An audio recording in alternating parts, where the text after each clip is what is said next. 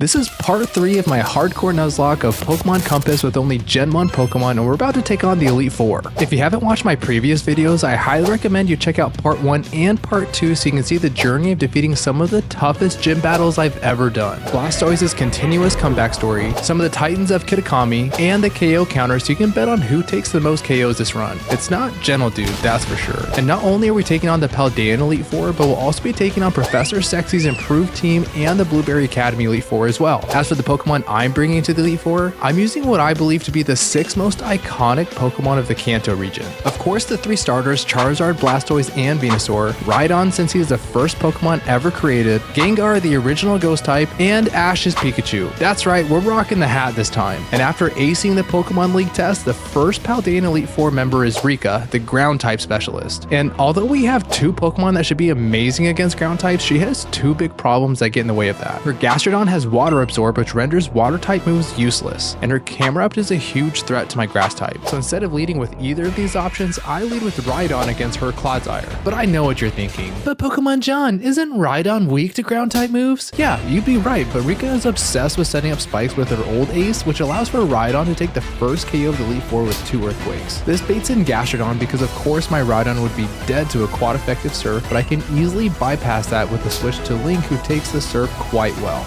even though it was a crit. On the next turn, we use Sunny Day to give us the sun for 8 turns with our held Heat Rock, as Rika hopelessly tries to use Stockpile to raise his defenses, as if that actually does anything on a stab, quad effective Solar Beam on the next turn. This sends out Camerupt, who sees a sun boosted Lava Plume for the KO, but a hard switch back to Rhydon not only lets me take the Lava Plume quite well with our held Eviolite, but this also baits in Earth Power so we can pull off the rare double switch and get in Zelda the Charizard for free. We need to get Charizard in for free because we'll be taking passive damage due to her Solar Power ability, but the trade-off is an extra 50% damage boost to our super effective Scorching Sands, which gives us the range. Okay, so I guess not, but we take a yawn and get a little drowsy, but Charizard is able to stay awake even after taking the KO because of course I came prepared with the Chesto Berry. This now baits in her Donphan, but with a pretty pitiful special defense and the sun granting us boosted 1-turn Solar Beams, he doesn't even stand a chance. Hippowdon comes out and doesn't have the Sandstream ability for whatever reason, so it goes down the same way that Donphan did. Now the sun goes down as Rika's new ace Mudsdale enters the stage, and it's a bit unfortunate since if the sun lasted 1 more turn, we would have been able to get the 1-shot with another Solar Beam. But since we don't want to lose Charizard, we make the hard switch back to Rhydon on a resisted Smackdown. Now I had this whole plan where I thought Rika would use Earthquake here since I know that would definitely get the KO, so I switched to Blastoise, who was holding the Air Balloon, but instead of going for Earthquake, she uses the much softer Smackdown for some reason. Not a huge deal since it didn't do much damage, but it does weaken our Water Spout just enough to not get the KO since this move's power is based on our current HP. But she just fails a substitute instead of going for Earthquake?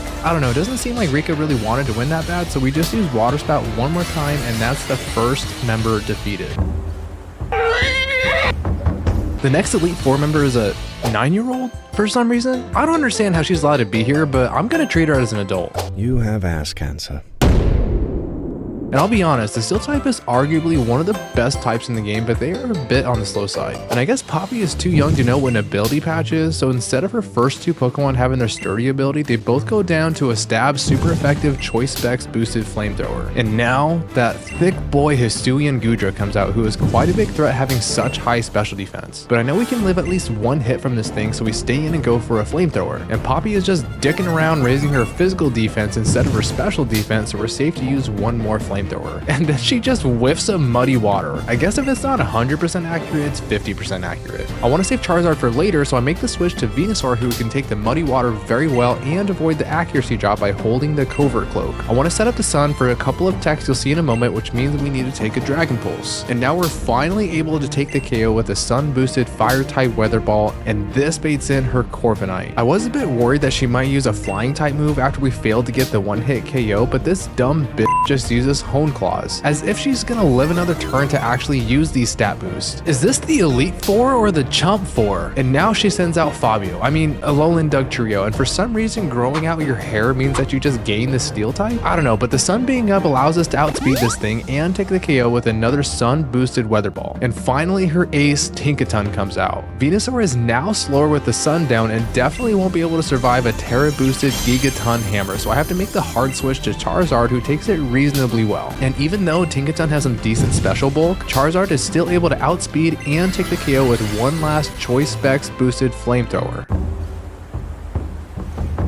That's 2 Elite Four members down and just 2 to go. And you'd think that Larry would have gotten better since we met him in Medali. And you'd be right, but since this is a single battle instead of a double battle, things are a bit simpler. I finally let Pikachu lead off against his Gyarados, and yeah, he's intimidating, but with the held Light Ball doubling our special attack, we're free to take the KO even through the held Walk and Berry with the Thunderbolt. Tropius is out next, and if there's ever a Pokemon with wasted potential, it's this one. Yeah, he looks cool and everything and has the added grass typing, so he won't be taking super effective damage, but he completely wastes this opportunity using Sweet Sense. 2 Thunderbolts it is. Staraptor comes out next, and although Pikachu is quite frail, he's also quite speedy too. So not only does he outspeed the big bird to pick up his 3rd KO of the match, but he also outspeeds Larry's Charizard for the 1-hit KO as well. Oh, and also that flamingo looking thing too. So now Dragonite is out next, and he's actually quite threatening. He has the ability Multi-Scale, which halves the damage he would normally take at full HP, so one-shotting this thing is nearly impossible. On top of that, this pseudo-legendary has a base attack stat of 134 and knows the 120 base power move Outrage, and there are only so many Pokemon that can survive 1, let alone 2 hits from this thing. So after he Terastalizes into the flying type, we Volt Switch to break the Multi-Scale into Hylia, who's holding the Eviolite to increase her defense even further, which makes tanking this Outrage quite easy.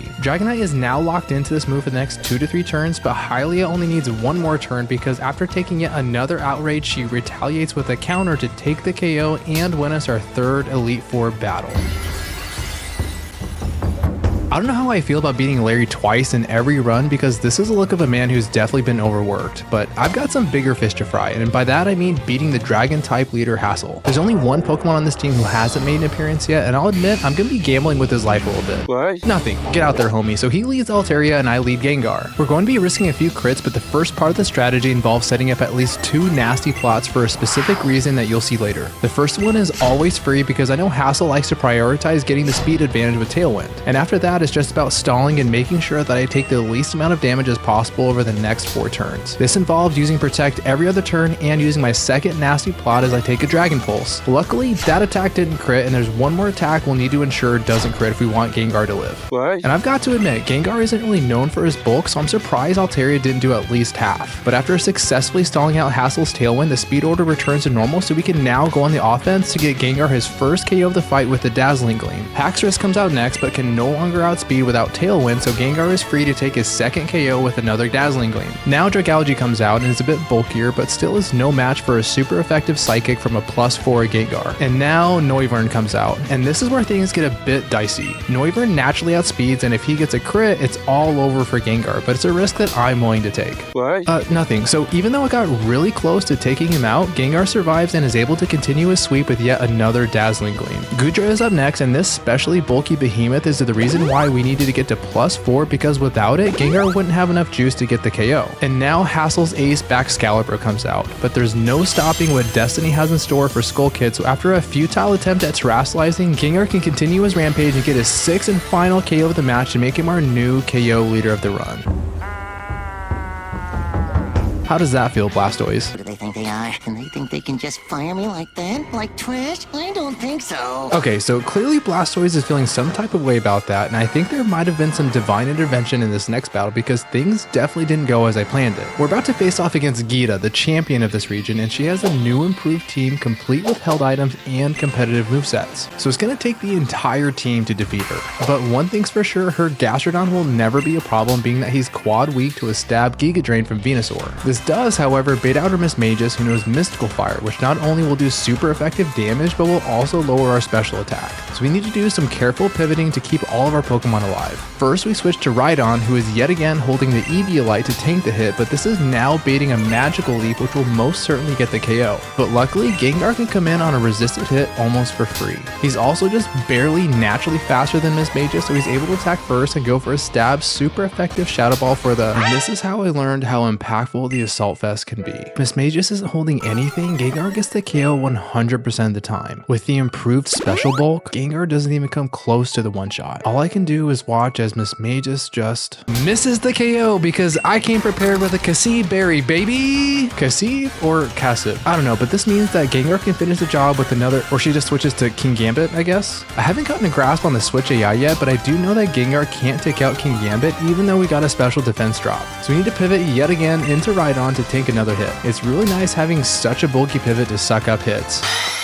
So now we're baiting an Iron Head, and I know this is exactly what Blastoise wanted, so this allows them to come in on a not very effective hit. I could take the KO with an Aura Sphere, but of course I get greedy and use the old Shell Smash Wide Herb combo to ensure that Blastoise has enough juice to finish the rest of the fight. And I'll be the first to say I did not realize how much damage Blastoise would take, and I definitely risked him to a crit. But of course I go unpunished, baby! And then Blastoise can finish off the Samurai with a quad effective Aura Sphere. Forges comes out next and can be a bit unpredictable with the held Quick Claw. But Ganon's going for the throat. Oh, sorry, I meant a Hydro Pump that does a bit over half and she just takes in Sunlight to use Solar Beam. But Ganon retreats into a shell and uses Protect to be able to bypass this flower thing. And now he can outspeed, and my heart drops as she gets the Quick Claw proc. I think of all the times I had with Ganon, just to see him go down to a... She throws and goes for a Misty Terrain? And then gets blasted out of here with a second Hydro Pump. Tyranitar comes out now to set up the stand, which does raise his special defense one stage, but it doesn't really matter because Blastoise is on his rampage and can get the KO with another quad effective Aura Sphere. Miss Magus comes back out, but since he's already weakened and slower than a Shell Smash Blastoise, he goes right back down to another Hydro Pump. Now Geeta's Ace comes out, and since the stand is still active, they receive a special defense boost as they Terastalize into the Rock type. But Blastoise is tired of playing the second fiddle and blasts Geeta's Ace out of this atmosphere. That's right, Blastoise. That's how you do it. Captain Insano shows no mercy. And speaking of no mercy, guess who shows up once again as soon as we defeat the champion? Nemona. Just look at how ridiculous this is. You literally can't say no to her and you're forced to fight her in order to continue the story. But let's not forget the big picture here. We need to defeat Nemona to get to the depths of Area Zero to get to Daddy. Professor Sexy. So she starts with Palma and I lead with Hylia the Rhydon. We're holding the Focus Sash so we can always tank a close combat and retaliate with an Earthquake to get the KO, which is always guaranteed after the defense drops. This baits out her Tinkaton, and I was assuming that she's going to use a Steel move, so I switched to Charizard. But the crazy thing is that she tries to make a prediction and pulls off the rare double switch to Electros. And I'm not sure if she was trying to pull a fast one on me, but this was a fatal mistake on her part. Because now, of course, I'm expecting an electric move, which means I can make the switch into Pikachu, who has the ability Lightning Rod. And if you've watched part 1 of this run, you'd know that this increases our special attack by 1 stage, which means that we can get the KO with a... Okay, I guess we need to wait for her to set up the electric train. But then we can get the KO with a Surf. What, you've never seen a surfing Pikachu before? So now Tinkaton comes back out again, but we have +1 special attack, our Light Ball to double our special attack, and the electric train, which is giving us an extra 30% boost to our electric move, so of course she goes down to a Stab Thunderbolt, as does her Espathra on the next turn. Hisuian Braviary comes out, but of course he's weak to electric type moves, so he doesn't even stand a chance against us. And then the Dancing Duck takes center stage and takes his last bow as he gets electrocuted while he's trying to do the 2-step. Kind of fitting for Pikachu to get the unexpected sweep against the champion, and who would have thought that her double switch would have led to her demise in one of the easiest battles I've had this entire run. I had this whole other plan that I was going to do, but I would rather skip telling you that and get straight to Area Zero because I want to see my mans. Ah! Get away from me! Blastoise, get him! Big man Blastoise. Blastoise, I said to use your cannons, not your ass. So we finally make it to the depths of Area Zero, and you probably already guessed it, but I got catfished. I mean, who would have thought? A man with the most perfect beard I've ever seen. A lab coat that caresses the chest of a Roman gladiator. The eyes of an AI robot? Wait. So you're telling me you want me to battle you before we get down to brass tacks in the bedroom? Okay, I'm in, but you gotta deal with my foot fetish after this. But he leaves with a freaking Iron Valiant as I send out Charizard. This battle is especially difficult because every single one of his Pokemon have the Quark Drive ability and holding the booster energy. So every Pokemon is gonna have their attack increased by 30%. Luckily, it's not enough to take the KO on Charizard, and we can retaliate with a Wide Lens boosted Air Slash to never miss and take the Yoko. Now Iron Thorns comes out and of course gets an additional attack boost with their booster energy, and I'm expecting a rock move, so I switch to Dugtrio, who resists the hit but lives on 2 HP. Another moment of not needing the Focus Sash, I guess. But now we can outspeed and go for the Quad Effective Earthquake for the Yoko. Iron Jugulus comes out now and gets a boost to its special attack as if they actually need it. It's hard to predict which move they'll go for since we're at such low HP, but I gotta switch to Clefable, who I brought specifically to counter this thing. And everything will be fine unless we get crit. And wouldn't you know it, that's exactly what happened. The plan was to always risk Clefable to a crit, but on the next turn. And now, this spells out the end for our Great Fairy because there's no way she lives a Flash Cannon. We're holding the Choice Scarf to be able to outspeed, and with a heavy heart we go for a Moonblast, but the Great Fairy clutches up and gets a crit of her own. We're about to do this fight deathless, baby! Iron Moth comes out, and I know they see the KO with a Sludge Wave, especially after they get a special attack boost. So we pivot to Magneton, who's immune with her Steel typing. Now we need to get some chip damage, so we take advantage of Magneton's sturdy ability to always live a Fiery Dance and slow Volt Switch back into Dugtrio so she doesn't take any damage on the switch. And because these three little moles are faster than this futuristic bug thing, we can outspeed and take yet another KO with the Quad Effective Earthquake. Now Iron Hand comes out, and he's definitely the bulkiest threat, and of course he gets an attack boost upon entry. We haven't let any Pokemon go down this battle, we're not about to start now. So we make the hard switch into Scyther, who only takes a Fake Out, so it's basically like a free switch in. And I'm assuming he sees the KO with a Thunder Punch, so we outspeed and get some chip damage with a U-turn and pivot into Rhydon, who's immune. Yes, another special attack boost, but that won't be necessary because we purposely let this big-handed fiend outspeed with a Drain Punch to bring us down to our Focus Sash. And then we retaliate with a counter. I have absolutely been loving this strat, and now his somewhat futuristic Legendary enters the battle, and I imagine they'll go for the KO with either a Sacred Sword or a Leaf Blade. But either way, Scyther quad resists both, so I make the switch and take the hit extremely well, especially with our held Eviolite. And after watching them pointlessly set up the electric terrain, they go down to a stab Quad Effective Bug Bite to not only end the battle, but also any chance I have at getting in Professor Turo's lab coat.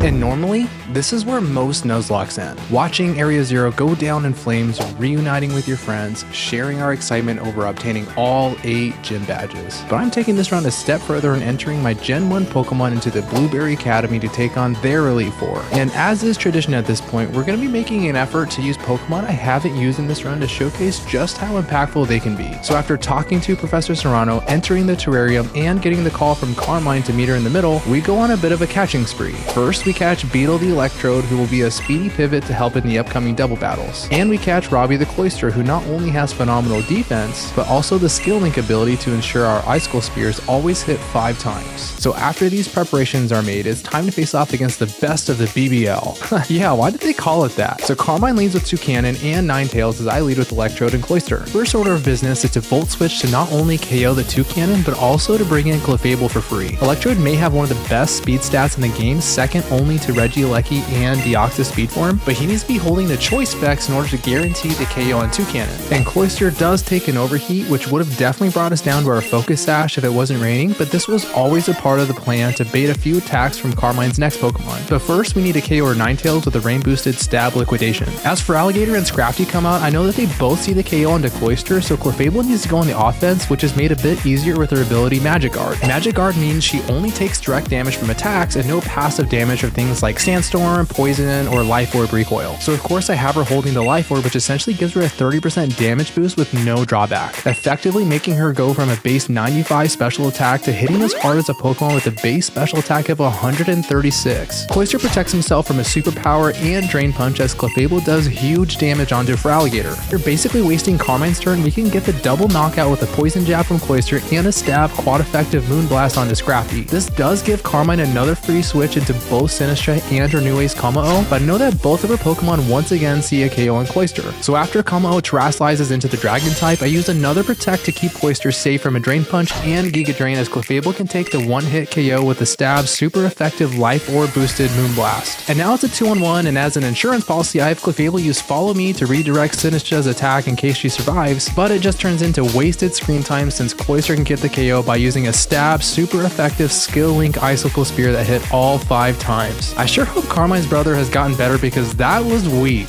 Yeah, I sure hope it didn't go as you planned, but I guess this is why she's not a part of the actual Elite Four. So the first actual leader we'll face is Crispin, the fire type specialist. He can be a scary fight because he leads with a speedy focus sash Talonflame that can set up the sun to mitigate any water types, and a Rotom with Will-O-Wisp to weaken any physical attackers. His Exeggutor also helps deal with any rock or ground types on the team, but has some great synergy with the sunlight and its ability Harvest, which effectively allows him to have infinite HP. If that's not enough, his speed boosting Blaziken can take advantage of some strong, inaccurate moves by also having the move Temper Flare, which doubles in power if your previous move fails. Tack on its Terra Boost and the harsh sunlight and nobody's surviving that hit, which is exactly why we needed to call in some reinforcements and catch Onox's Sand Slash and damp the Poliwrath. Sand Slash has the ability Sand Rush, which will double his speed in a sandstorm and allow him to outspeed every single one of Crispin's Pokemon. And Poliwrath has essentially the same ability but in the rain. It's going to be paramount to win the weather war with Crispin, so against his leads, I chose to lead with Dugtrio and Sand Slash to try and use a Sandstorm strategy. As predicted, his Talonflame uses Sunny Day to start the battle, but it's quickly overridden by Dugtrio's Sandstorm. Sand Slash uses Hone Claw to raise both his attack and accuracy, as he also takes an extremely strong overheat that definitely would have KO'd if it crit. I was hoping he'd use Will-O-Wisp because I have Sand Slash holding a Ross Berry to cure it, but I guess we still got pretty lucky. So now that Sand Slash is able to outspeed Talonflame, and because the chip damage from Sandstorm broke Talonflame's Focus Sash, he can get the KO with a now perfectly accurate quad effective Rock Slide. And Dugtrio can also fire off a wide lens boosted single target Rock Slide that just gets the range for the KO. Crispin sends in both his Exeggutor and Camera Up, and I want to do some pivoting to set up for the end game. So after making the switch to Tentacruel, I also protect Sand Slash by using Dig this turn. And for some reason, Exeggutor is going for a Solar Beam in the sand, but Camera Up completely whiffs a Heat Wave. And I'll admit I've gotten pretty lucky so far, but the luck continues because after Sand Slash gets the clean one-shot on Camera Up and Tentacruel fails to get the Yoko with an Expert Belt boosted Sludge Bomb and Exeggutor, he reveals that he wasn't even targeting Sand Slash. So Tentacruel takes this extremely well, and in doing the calcs, even though Solar Beam is weakened in the sand, it would have been way more than enough to get the KO anyway. Magmortar comes out and it's the last turn of Sandstorm, so I make the most of it by using Drill Run to KO his Magmortar and Sludge Bomb to finish off the Exeggutor. We're in a perfect position now since it's a 2-on-1 against the Zace, and wanting to avoid any casualties, I switch Sand Slash out for Poliwrath as Crispin just terastalizes and whiffs a Focus Blast. I guess that's why they call it Focus Miss, but even if it would have connected, it wouldn't have KO'd even if it crit.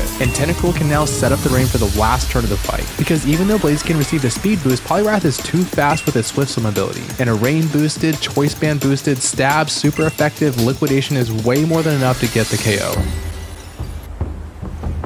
Call it luck or call it skill, we were still able to beat the first member of the BBL completely deathless. But the next battle can be extremely threatening. Amarys specializes in the steel types, and her two lead Pokemon each need to be hit at least twice in order to take them out. Dugtrio is a speedy threat and is able to use Earthquakes and not affect his partner, and her Skarmory likes to set up entry hazards and then force your Pokemon to switch in and out with Whirlwind, and she is a complete defensive tank. But the most difficult Pokemon is her wild card Reuniclus, who isn't even a steel type, but also has the move Trick Room to give her slow and bulky steel types the speed advantage and possibly be able to gain the upper hand. So this is the plan I came up with. I'll lead with Pikachu and Hitmonlee against her, and the simple reason is that they both have Fake Out and can flinch their target. And Hitmonlee has the added bonus of holding the Wide Herb to reverse the speed drop from Dugtrio's Gooey ability and double his speed with his Unburden ability after consuming an item. This means that he's now the fastest Pokemon in the field and can take the KO with a close combat before Dugtrio can even get a single move off. And Pikachu uses Volt Switch to not only KO Skarmory and take advantage of her much worse special defense, but this also gets Gengar in for free. Now her Scizor and arguably more threatening Reuniclus come out, and I'm nervous that Hitmonlee may get knocked out after the defense drop, so I switch him out for Hylia for a particular reason that you'll see in a moment, and use a Choice Specs boosted stab super effective Shadow Ball with Gengar to not only get the one shot on Reuniclus, but to also prevent Trick Room from going up. Empoleon comes out now, and I know is wanting to use a water move on Rhydon, so I use this opportunity to bring in Ninetales, who not only sets up the sun to reduce the water damage, but is also holding a Pasho Berry to always be able to tank the Hydro Pump even if it crits. And after the initial chip damage from an earlier Shadow Ball, we're able to KO both of Amarys' Pokemon with a Shadow Ball and Flamethrower respectively.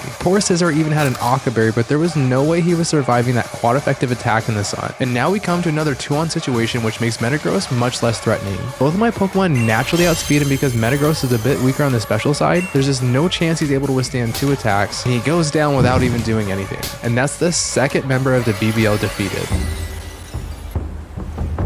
Before we take on Lacey, we have some prep work to do. We need a few more poison types to go against our fairy types, so we go out and catch Melatus the Tentacruel and Barkle the Vileplume. And we really need to strategize because her team is stacked with VGC strategy. Her Prankster Focus Sash Whimsicott wants to set up Tailwind to give her team the speed advantage, and then set up Light Screen to make her bulky Pokemon even bulkier on the special side. And her Intimidate Granbull nullifies physical attackers along with crazy coverage moves and the Expert Belt to be even more dangerous. And if you let her Throat Spray Primarina get off too many Hyper Voices while her partner Alchemy uses a Decorate on her, she can easily sweep your team in Tailwind. So I made sure to prioritize getting rid of Whimsicott with a Fake Out from Pikachu followed by a Stab Quad Effective Sludge Bomb from Tentacruel. I do have Tentacruel holding the Air Balloon because I'm wanting her Granbull to bring Pikachu down to his Sash with a Stomping Tantrum, because this means that after her Primarina comes out, I can safely Volt Switch to get some chip damage, which then allows us to get rid of her biggest threat with another Sludge Bomb. And it also allows Magneton to come in for free, who dodges a Stomping Tantrum with another held Air Balloon. Another big threat, Slowbro, comes out, and I need to bring in some resources to deal with him. So I first take out her Granbull with another Stab super effective Sludge Bomb, and then I Volt Switch into Slowbro to bring out Ninetales for a Sun strategy to be used a little bit later. Tentacruel did take some big damage from the Psychic just now, and her Slowbro has the ability Quick Draw along with the hold item Quick Claw, and these two things stacked together essentially gives him a 44% chance to move first even though he's slower than my Tentacruel. So instead of risking it for extra damage with a flip turn, I just take the safe route and Heart Switch into Snorlax, who takes a fairly weak Alluring Voice on the switch. And then Ninetales can get some quality, albeit disappointing, damage onto Slowbro. Slowbro is my main priority right now, so I use all my resources to KO him this turn.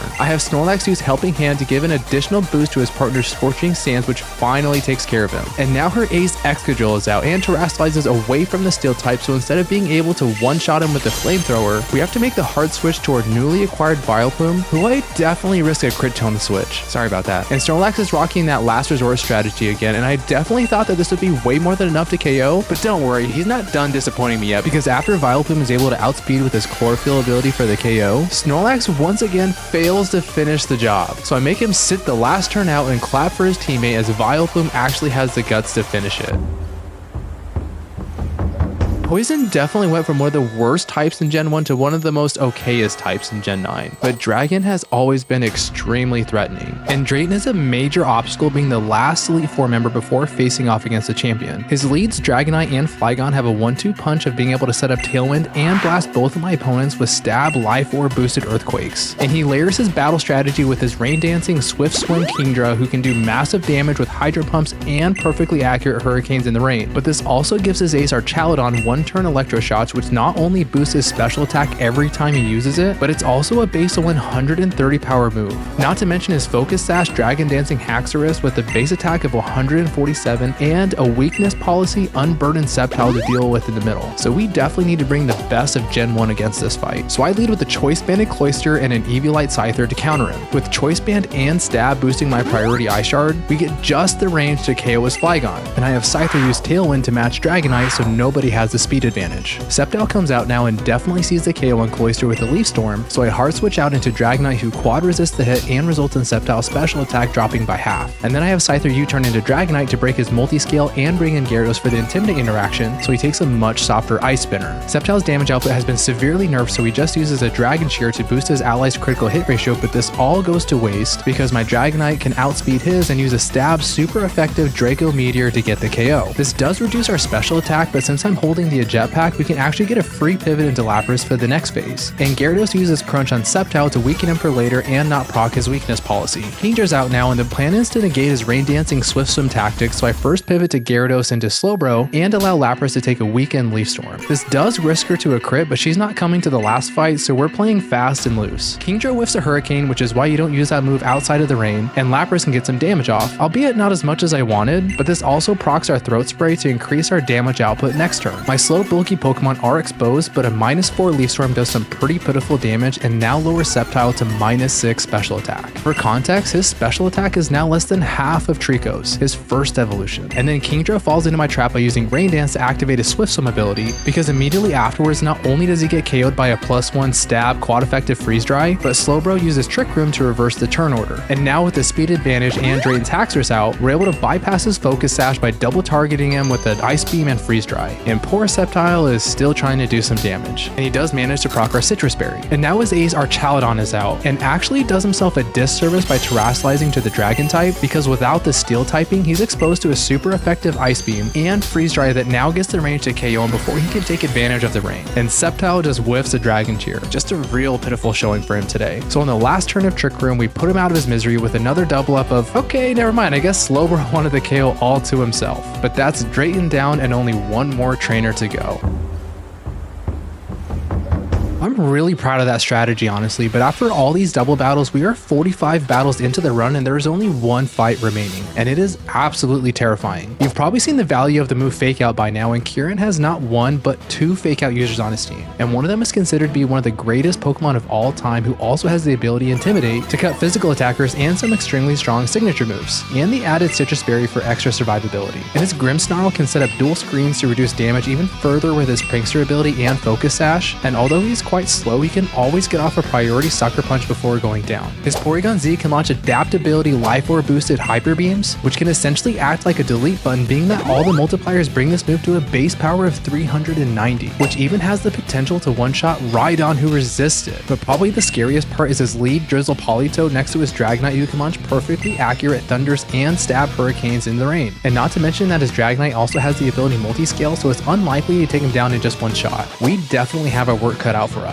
So against his leads, I'm leading Pikachu and Charizard to bring us home. Yeah, it might be weird bringing Charizard in the rain, but I immediately use Protect, thinking I'm baiting a Thunder from Dragonite and Weather Ball from Politoed. But of course, I'm wrong, and after Volt switching Dragonite to break his Multiscale and bringing Ninetales to set up the Sun, I find out that Kieran actually went for a Breaking Swipe and Weather Ball targeting the Pikachu slot, showing that he was actually trying to KO my Electric Mouse. But with the rain gone and the sun up, it's time to go on the offense. And again, to my dismay, I find out that Ninetales is weaker than I thought because she fails to take out Politoed with a base 120 power Solar Beam that was even boosted by Choice Specs. But with the Sun activating our Solar Power ability and a held X Repel giving Charizard an extra damage boost, we're able to KO the Dragonite with just a single Dragon Pulse. Now his terrifying Duck comes out, and it's a good thing I have Charizard out with the Sun up, because this allows him to outspeed and take the one shot with the Flamethrower, and Ninetales can get the KO I thought she would last turn. A little unfortunate to not get the KO originally, because now Kieran can send out both of his Fake Out users at the same time. So in an effort to avoid being flinched, I switched Ninetales out for Blastoise, so he gets hit with some small chip damage, and Charizard protects as Grimmsnarl just fails a Sucker Punch. So pretty much a free switch. I know Charizard is at risk of getting KO'd with all his passive damage he's been taking, so I switch him out for Gengar, who just survives a Flare Blitz only because of his held Focus Sash. And Grimmsnarl had the high IQ of setting up Reflect to protect his team against physical attacks in front of my special attackers. And for one last time, Blastoise goes for his Shell Smash Wide Herb combo. The sunlight fades, and I want to get Venusaur in to finish this fight with 2 starters, so I KO the Incineroar with a super effective Aura Sphere. And Grimmsnarl uses Spirit Break, which unfortunately does get the special attack drop. It doesn't matter too much though, because as his Ace Hydrapple comes out and Terastalizes into the Fighting type, we double up onto Grimmsnarl for the KO with a Flash Cannon and Sludge Bomb. Hydrapple frantically goes for some damage with his signature Fickle Beam, but it's just too late because we're finishing this fight in style and using the starter's signature moves. And because Hydrapple is extremely bulky with his Assault Vest, we need to use both Hydro Cannon and Frenzy Plant to not only finish the fight, but complete the run.